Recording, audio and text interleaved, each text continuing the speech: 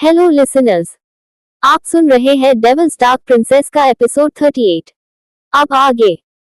शायद मृदुल जानता था कि उसका बचपन का यार किस कश्मकश में फंसा हुआ है, इसीलिए वो उसकी ये परेशानी दूर करने के इरादे से बोला, पहले इसमें जो हुआ वो याद है तुझे? इस पर प्रत्युष ने कुछ सोचते हुए उससे सवाल किया, जो हुआ उसकी खबर है मुझे, पर तू मुझे ये बता कि अभी तक उसका कोई पता क्यों नहीं चला? आखिर कर क्या रहे हो तुम और तुम्हारी टीम? एक मामूली सी लड़की नहीं ढूंढी जा रही तुझसे? इतना बोल प्रत्युष मृदुल को हल्के गुस्से से देखने लगा। वही उसकी बात सुन मृदुल ने अपने चेहरे पर कठोर भाव लाते हुए कहा, वो एक मामूली लड़की नहीं है, और ये बात तू भी अच्छे से जानता है प्रत्युष। और ये बात बिल्कुल मत भूल कि अगर आज तू माफिया किंग है तो बस इसी वजह से है क्योंकि वो इस काली दुनिया से दूर है, वरना उसके रहते भर में अंडरवर्ल्ड पर राज करना पॉसिबल नहीं होता, नामुमकिन था। आज भी सिर्फ उस एक लड़की के नाम से अंडरवर्ल्ड की हर गैंग खौफ खाती है।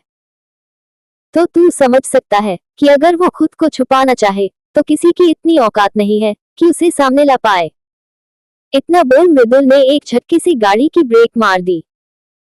गाड़ी के इस तरफ रुकने से प्रत्युष उसे अपनी खतरनाक नजरों से घूरने लगा। उसे ऐसे घूरता देख मृदुल ने शांत भाव से उसे देख कहा, प्रत्युष, तू जानता है ना कि तू भाई है मेरा। मैं कभी तेरे लिए कुछ बुरा नहीं चाहूंगा, इसीलिए तुझे समझा रहा हूँ। अपने इस पत्थर बन चुके दिल की सुन। वो क्या चाहता है, किसे चाहता है और कितनी शिद्दत से चाहता है, सुन और मान उसकी बात। इतना बोल मृदुल प्रत्युष को देखने लगा, जो बिल्कुल एक्सप्रेशनलेस चेहरे के साथ उसे देख रहा था। उसे देख लग रहा था कि मृदुल की एक भी बात का असर प्रत्युष पर बिल्कुल नहीं हुआ है। कुछ देर मृदुल को देखने के बाद प्रत्युष गाड़ी से बाहर निकल सामने की तरफ बढ़ गया। उसे इस तरह जाता देख मृदुल ने सामने देखा। उसके सामने ओमजा हॉस्पिटल था। हॉस्पिटल को देख मृदुल ने ना में सिर हिलाते हुए खुद से कहा, कहता है कि अपनी बीवी की फिक्र नहीं करता, उसकी इज्जत नहीं करता, उससे प्यार नहीं करता, लेकिन उसकी मदद के लिए हर रोज उसके भाई से मिलने आता है। उसके लिए बेस्ट से बेस्ट डॉक्टर्स की टीम हायर करी है तूने। क्या ये सब प्यार नहीं है? तेरी बीवी के लिए तेरी फिक्र नहीं है? प्रत्युष, तू शायद अपने दिल की बात सुन नहीं पा रहा, या शायद सुनना चाहता ही नहीं, पर तेरे आंखों में मृगांशी की चाहत साफ दिखाई देती है। दुआ करता हूँ कि तुझे ये बात वक्त रहते समझ आ जाए, क्योंकि अगर देर हो गई तो शायद इतिहास अपने आप को फिर से दोहराएगी। एक बार फिर तू अपना सब कुछ एक पल में खो देगा, और मैं ऐसा कभी होने नहीं दूंगा। इतना बोल उसने एक गहरी सांस ली और आगे बोला, डर है मुझे कि कहीं वो लड़की तेरी जिंदगी में कोई तूफान ना ले आए। वो लड़की जो खुद किसी आंधी से कम नहीं है, अगर वो आई तो शायद सब बिखर जाएगा। ये सब सोचते हुए वो भी गाड़ी से बाहर निकल अंदर की तरफ बढ़ गया। वहीं दूसरी तरफ जहां विकल्प प्रत्युष का ऑर्डर फॉलो करने निकल चुका था, वहीं ऋषिकेश के एक दूसरे कोने में अपनी खानदानी हवेली के एक काफी पुराने और वीरान पड़े कमरे में बैठा इंदर सूर्यवंशी उस कमरे को अपनी बेहूदगी भरी निगाहों से घूर रहा था। सूर्यवंशी हवेली का वो कमरा देखने में काफी खराब लग रहा था। उसे देख साफ पता चल रहा था कि वो कमरा सालों से इसी तरफ बंद पड़ा है। हर तरफ जाले और गंदगी थी। उसे देख ऐसा लग रहा था कि जैसे कोई चाहता ही नहीं कि उस रूम को पहले जैसा रखा जाए। ना जाने कितने सालों से उस कमरे की सफाई नहीं हुई है। इंदर उस पूरे कमरे को अपनी घिन भरी नजरों से देख रहा था, पर उसकी नजरें सामने की दीवार पर टंगी एक पुरानी और टूटी हुई तस्वीर पर ठहरी हुई थी। वो तस्वीर भी काफी खराब हालत में थी। उस तस्वीर में एक बेहद हैंडसम आदमी मुस्कुरा रहा था।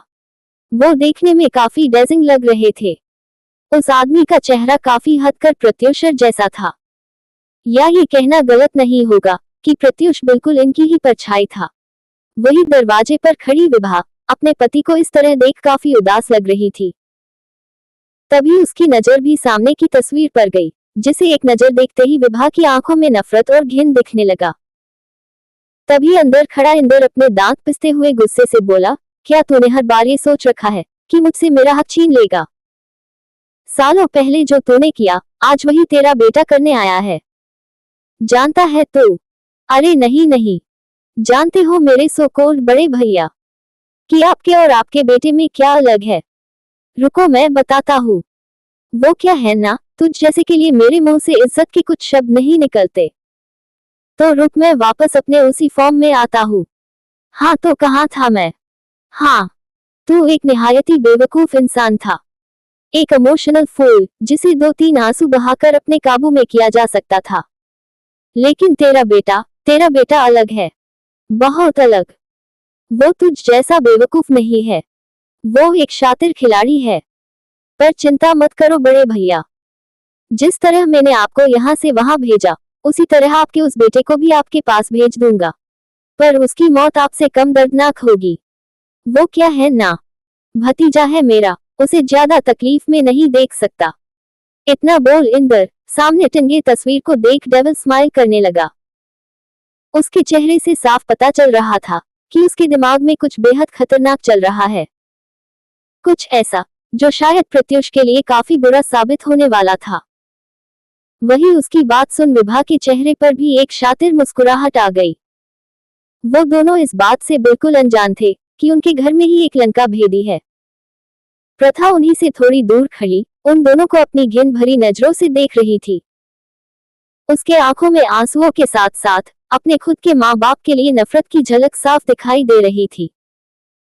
तभी उसने अपनी नम आंखों से उस तस्वीर को दूर से देखते हुए कहा, इस बार वो नहीं होगा जो सालों पहले हुआ था। इस बार किसी की जान नहीं जाएगी। अगर मरना होगा तो उन्हें, जो गलत है, कुछ भी करके मुझे प्रत्युष भाई से मिलना ही होगा। शायद अब वक्त आ गया है अपने भाई की नफरत सहने का। इतना बोल प्रथा अपनी नम आंखें लिए अपने कमरे की तरफ बढ़ गई। वहीं दूसरी तरफ ब्लू डायमंड पैलेस में अंधेरे की चादर ने पूरे आसमान को अपनी आगोश में लिया था। उस अंधेरे में कुछ तारे झिलमिला रहे थे जो उस अंधेरे को अपनी थोड़ी सी रोशनी से जगमगा रहे थे। पूरा पैलेस लाइट से जगमगा रहा था, लेकिन पैलेस में मौजूद लोगों के दिलों के अंदर सिर्फ अंधेरा था। मृदुल अपनी बालकनी में बैठा शराब पी रहा था। कहने के लिए उसके आसपास काफी खाली बोतलें रखी हुई थी, पर मृदुल के चेहरे पर नशे जैसा कोई भाव ही नहीं था।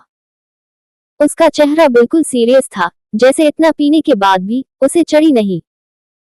वो अपने हाथ में ग्लास को घुमाते हुए ऊपर उस खाली आसमान को देख रहा था, जिसकी खामोशी मृदुल के दिल को भी सुकून दे रही थी। तभी मृदुल ने उस खाली आकाश को देखते हुए कहा, देखा महादेव, आज आपने हमें कहां से कहां लाकर खड़ा कर दिया। देख रहे हैं ना आप, हम सब की तकलीफ। मुझे एक बात सच सच बताइए, क्या आपको हम पर दया नहीं आती? क्या आपको हम पर बिल्कुल तरस नहीं आता? अरे अरे मेरी छोड़िए, क्या आपको मेरे दोस्त, मेरे यार पर भी दया नहीं आती? अरे मैं पूछता हूँ, क्यों किया आपने ऐसा? उस छोटी सी उम्र में आपने उसके मासूम से दिल को इतने जख्म दिए कि आज उसका दिल दर्द और गुस्से के सिवा कुछ महसूस ही नहीं करता। मत करिए महादेव, आप उसके साथ ऐसा। बहुत मुश्किल से मेरा दोस्त संभला है। मुझे उसकी जिंदगी में उम्मीद की एक किरण नजर आई है। प्लीज प्लीज आप उसे मेरे दोस्त से मत छीनना। इतना बोल मृदुल आगे बोलने को हुआ कि अचानक उसकी आंखों के सामने सुबह का मंजर घूम गया, जब मृगांशी में बिना डरे विक्टर जैसे माफिया को थप्पड़ जड़ा था। ये याद आते हैं मृदुल के शब्द उसके गले में ही रह गए। मृगांशी का विक्टर को थप्पड़ मारना, चित्रा का एलिस जैसी खतरनाक लड़की को उठाकर पटक देना, ये सब मृदुल के मन में डर और शक को बढ़ा रहा था। डर इस बात का कि कहीं प्रत्युष को फिर से कोई धोखा न दे दे। ना चाहते हुए भी उसके मन में शक पैदा हो चुका था। तभी उसने सुबह का मंजर याद करते हुए खुद से कहा, क्यों बार बार चित्रा मुझे उस लड़की की याद दिलाती है, जबकि ये दोनों बिल्कुल अलग लड़कियां हैं। पर जो आज सुबह हुआ वो नजरअंदाज करना सही नहीं है। ये सब सोचते हुए ही अचानक से मृदुल की आंखों के सामने सोफिया का वो मास्क से ढका चेहरा आ गया, जो याद आते ही उसका चेहरा गुस्से से भर गया। उसके कानों में सोफिया की एक बात गूंजने लगी, बहुत जल्द मिलेंगे मिस्टर हैंडसम। तुम्हें अपना बनाने के लिए एक और मुलाकात लिखी है हमारी। ये बात मृदुल के कानों में गूंजने लगी। जो याद आते ही मृदुल ने नफरत से कहा, दुआ करना कि हम कभी ना मिले, क्योंकि अगर तुम मेरे सामने आई तो तुम्हें जिंदा नहीं जाने दूंगा। इतना बोल मृदुल खड़ा हुआ और नीचे गार्डन की तरफ देखने लगा। वही ब्लू डायमंड पैलेस के दूसरे कोने के अपने बालकनी में खड़ा प्रत्युष किसी बहुत गहरे सोच में डूबा हुआ था। उसके हाथ में एक सिगरेट था जिसके लंबे लंबे कश प्रत्युष ले रहा था।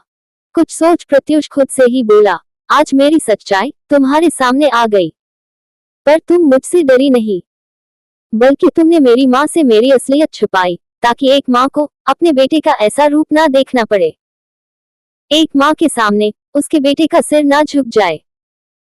मैं जानता हूँ कि तुम नहीं चाहती थी कि माँ को ये सब जानकर दुख हो, इसीलिए तुमने वो सब कुछ संभाला, पर कुछ है जो छुपा हुआ है, कुछ ऐसा जो शायद मुझे पता होना चाहिए। इतना बोल प्रत्युष सुबह की बात याद करने लगा। विक्टर और एलिस के ओंजा जी और रिद्धि जी के साथ बदतमीजी करने पर चित्रा की मुठ्ठियां गुस्से से कस गई थी, जो कि मृगांशी ने सबसे छिपा लिया था। लेकिन शायद वो भूल गई थी कि उनके सामने अंडरवर्ल्ड का सबसे खतरनाक माफिया खड़ा था, जिसकी नजरों से कुछ भी छिपाना मुश्किल था। और चित्रा और मृगांशी की हर हरकत प्रत्युष की नजरों में आ चुकी थी। उनके डरे हुए चेहरे उनके हाव भाव से बिल्कुल अलग था।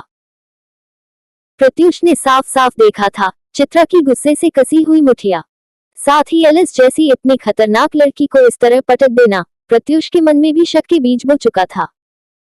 आज मृगांशी का गुस्सा देख प्रत्युष भी काफी हैरान था कि तभी उसे मृगांशी की कही हुई एक बात याद आई, मेरी इस खूबसूरती का सिर्फ एक ही हकदार है, और वो है मेरे पति मिस्टर प्रत्युष सूर्यवंशी।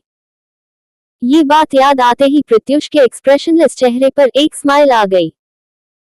मृगांशी का इस तरह सबके सामने प्रत्युष को अपने पति होने का हक देने की बात करना प्रत्युष के दिल में हलचल पैदा कर रहा था। ये बात याद आते ही प्रत्युष मुस्कुराते हुए ऊपर आसमान में देखने लगा। तभी उसने खुद से कहा, कौन हो तुम? क्या हो तुम? क्या जो तुम दिखती हो वही हो, या फिर जो कोई देख नहीं पा रहा ऐसा कुछ खतरनाक हो तुम? पर जो भी हो, मेरे लिए हर दिन बीतने के साथ इम्पोर्टेंट बनते जा रही हो। ना जाने क्यों हो रहा है मेरे साथ ऐसा।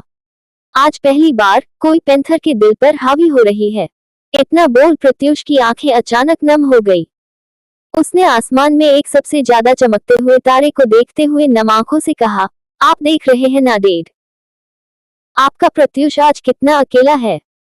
काश आप होते डेड, तो आज मैं इस कश्मकश में नहीं फंसा होता, आज मैं यहाँ ना होता।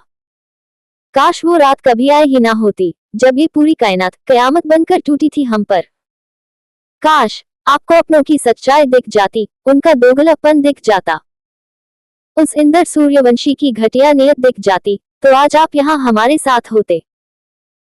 ये सब बोलते हुए प्रत्युष के आंखों से लगातार आंसू बहे जा रहे थे। प्रत्युष के ये सूख चुके आंसू हमेशा अंधेरे के सहारे बाहर आ जाते थे, और अपनी दर्दनाक यादें याद आने पर प्रत्युष चाहकर भी इन्हें रोक नहीं पाता था। प्रत्युष अपने अतीत के दर्दनाक यादों में खोए हुए ही अपने आंसुओं को रोकने की कोशिश कर रहा था, लेकिन वो इस बात से बिल्कुल अनजान था कि काफी देर से दो जोड़ी आंखें उसे बहुत प्यार से देख रही थी। प्रत्युष अपनी यादों में इतना खोया था कि उसे पता ही नहीं चला कि मृगांशी बहुत देर से बालकनी के दरवाजे पर खड़ी प्रत्युष के दिल की हर एक बात सुन रही थी। पर प्रत्युष की आधी अधूरी बातों से मृगांशी को कुछ खास समझ नहीं आया था, पर वो इतना समझ गई थी कि प्रत्युष की जिंदगी में कुछ ऐसा हुआ है जिसकी तकलीफ उसे आज भी चैन से नहीं रहने देती। प्रत्युष को इतने तकलीफ में अपने आंसू बहाता देख ना जाने कब मृगांशी की आंखों से भी पानी बहने लगा, और मृगांशी को इस बात का अंदाजा तब हुआ जब प्रत्युष की झलक उसके आंखों में नमी की वजह से धुंधली हो गई। तरह प्रत्युष अपने अतीत के कुछ पन्नों को याद कर अपने दर्द को बढ़ने से रोक रहा था कि तभी उसके कानों में मृगांशी की प्यारी लेकिन रुआसी आवाज पड़ी, जो यादें याद करने से दिल को तकलीफ मिलती है उसे भूला देना बेहतर होता है मिस्टर सूर्यवंशी। ये आवाज सुनते ही प्रत्युष की आंखें सख्त हो गई। या ये कहना गलत नहीं होगा कि उसने सख्ती की एक परत अपने चेहरे पर बिठा ली। अपने चेहरे के भावों को बदल प्रत्युष पीछे मुड़ मृगांशी को देखने लगा, जो अपनी नम आंखों से उसी को देख रही थी। आखिर प्रत्युष किस लड़की को ढूंढ रहा है? कौन थी वो लड़की जिसने वीएम की पार्टी में उसे मारा भी और उसे बचाया भी? मृदुल के कहने का क्या मतलब था? प्रत्युष के माफिया होने से उस लड़की का क्या रिश्ता है? क्या प्रत्युष को होगा अपने प्यार का एहसास, या होगा कोई ऐसा धमाका जो उड़ा देगा सबके होश? जानने के लिए सुनिए इस कहानी का नेक्स्ट एपिसोड। अगर आपको ये स्टोरी पसंद आ रही है तो चैनल को सब्सक्राइब जरूर करें और वीडियो को लाइक, शेयर और कमेंट करें। और आगे जानने के लिए बने रहिए मेरे साथ इस कहानी में। इसका अगला एपिसोड देखिए सिर्फ कहानी बॉक्स एफएम पर।